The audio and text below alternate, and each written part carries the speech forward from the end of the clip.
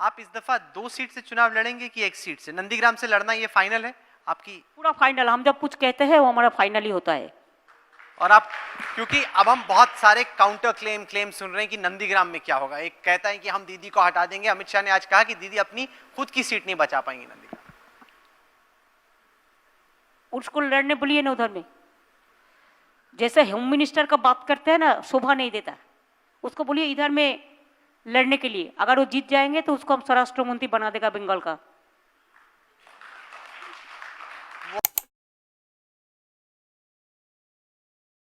कि ये किसी को सिटीजनशिप देने के लिए है, ये रिफ्यूजीज़ के ग्रुप को किसी की शहरियत नागरिकता लेने के लिए नहीं है। अगर कोई सरकार कोई पॉलिटिकल एजेंडा लेकर, कोई रिलीजियस एजेंडा लेके, कोई कास्टिज्म एजेंडा लेकर, कोई डिफरेंस करने के लिए, डिवाइड एंड रूल करने के लिए के कोई एजेंडा लेके अगर खड़ा हो जाए देश से आदमी को निकालने के लिए, तो ये थोड़ा दूसरी बात होता है।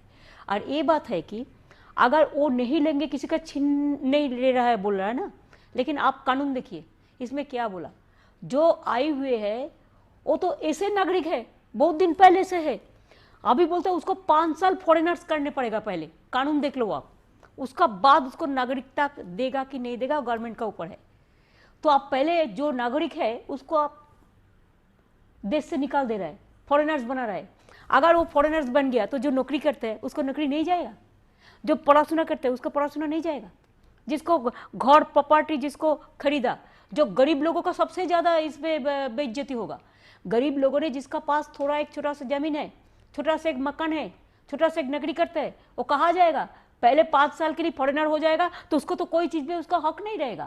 This is a very sensitive issue. BJP जो है वो लाइक कांग्रेस हो या बीजेपी हो, बड़ी पार्टी जो होती हैं वो चाहती हैं कि पूरे हर जगह पे उन्हें पावर में आने का कोशिश करती हैं, लेकिन बीजेपी का बंगाल पे फोकस बहुत ज़्यादा है और एक पॉलिटिकल राइवल के तौर पर कितना बड़ा चैलेंज है आपका? बीजेपी का ज़्यादा फोकस आप लोगों को मीडिया का माध्यम से होता है।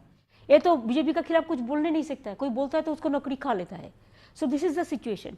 एट दिस सिचुएशन देखिए, हम तो जो हम I am from my movement, हम आंदोलन से उठा है, हम स्टूडेंट आंदोलन से आया है, तो हम अगर जनता का खिलाफ में कुछ देखेंगे तो हम उसको आवाज तुलेंगे।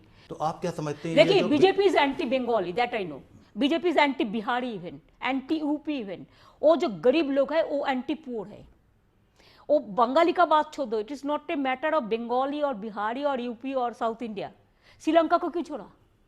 अफगान को क्यों छोड़ा? अब बताओ। ये हमारा साथ बॉर्डर नहीं है, ऐसा कंट्री भी बहुत है, इसको लेके आया। लेकिन श्रीलंका तो हमारा तमिलनाडु का बॉर्डर है, तो उसको रिफ्यूजी को क्यों छोड़ा? पहले इसको रिप्लाई देने बोलो। खाली बंगाल में उनको पॉलिटिकल फायदाबाजी के लिए झूठा कह रहा है, जो हम इसका साथ सहमत नहीं हूं। बीजेपी जो है वो लाइक कांग्रेस हो या बीजेपी हो, बड़ी पार्टी जो होती हैं वो चाहती हैं कि पूरे हर जगह पे उन्हें पावर में आने का कोशिश करती हैं, लेकिन बीजेपी का बंगाल पे फोकस बहुत ज़्यादा है और एक पॉलिटिकल राइवल के तौर पर कितना बड़ा चैलेंज है आपका? बीजेपी का ज़्यादा फोकस आप लोगों को मीडिया का माध्यम से होता है। ये तो बीजेपी के खिलाफ कुछ बोलने नहीं सकता है, कोई बोलता है तो उसको नौकरी खा लेता है। So this is the situation. At this situation देखिए, हम तो जो हम I am from my movement, हम आंदोलन से उठा है, हम स्टूडेंट आंदोलन से आया है।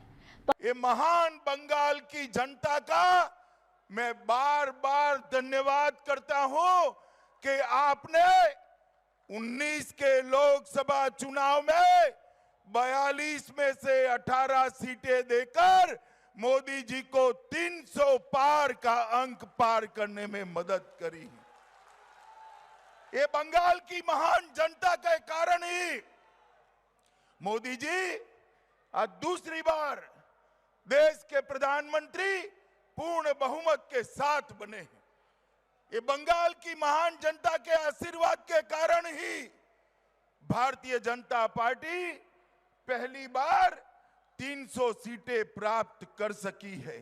मित्रों, जब हम बंगाल के मैदान में थे, ममता दी कहती थी डिपॉजिट बता लेना, जमानत बचा लेना। ममता दी आंकड़े देख लीजिए, अब आने वाली विधानसभा चुनाव में भी पूर्ण बहुमत के साथ भारतीय जनता पार्टी की सरकार यहां बनने वाली। यहाँ पर भारतीय जनता पार्टी ने अपने संगठन को 2017 से 2020 तक बहुत मजबूत कर लिया है। हर गांव में, हर बूथ में, हर तहसील पर, हर जिले पर और प्रदेश स्तर पर सभी प्रकार के हमारे प्रकोष्ठ और मोर्चे हैं। इसकी संपूर्ण रचना हो चुकी है और इसके माध्यम से हमने हमारा तारतम्य बंगाल की जनता के साथ जोड़ने का प्रयास किया, जिसमें हम सफल रहे। एक और का यहाँ पर तृणमूल कांग्रेस का जो कुशासन रहा और कुशासन से ज्यादा जिस आशाओं और अपेक्षा के साथ कम्युनिस्ट शासन को हटाकर माँ माटी मानुष के नारे के आधार पर ममता जी यहाँ पर मुख्यमंत्री बनी थी, वो सारी आशाओं को, सारे सपनों को आज चकनाचूर होते हुए बंगाल की जनता देख रही है। परिवर्तन मान लीजिए अगर नहीं हुआ बंगाल में, कोई सवाल ही नहीं है सुधीर जी, आप मानकर चलिए निश्चित परिवर्तन होने वाला है। और अगर यहाँ परिवर्तन हुआ तो आपको ऐसा लगता है कि देश के मूड में भी परिवर्तन होगा? देश के मूड में परिवर्तन है ही, पूरा देश मोदी जी के साथ है। ये परिवर्तन जो मूड है देश का, उसका परिचय देश को बंगाल के चुनाव परिणाम करे। मेरा भाव ये था कि इस परिवर्तन से एक्चुअली आपकी ये इज्जत की लड़ाई बन गई है, नाक की लड़ाई बन गई है। ना, ना, ना, ना, ना, ये नाक की लड़ाई नहीं है, बंगाल के अंदर स्थिति को बदलने की लड़ाई है। लेकिन आपके 130 वर्कर्स की हत्या करने की हिम्मत और किसी की नहीं हुई किसी और राज्य में। देखिए, अगर आप इसको अचीवमेंट मानते हैं तो ठीक ही है, मैं कोई टिप्पणी करना नहीं चाहता, मगर इतना जरूर कहना चाहता हूं कि बंगाल के अंदर राजनीतिक हिंसा कर कर अपने आप को जो लोग सुरक्षित मानते हैं, यहां भारतीय जनता पार्टी की सरकार आने के बाद इस सारी घटनाओं की तह तक हम जाएंगे, जांच करेंगे और जो लोग रिस्पॉन्सिबल है वो सारों को जेल की सलाखों के पीछे ले जाएंगे।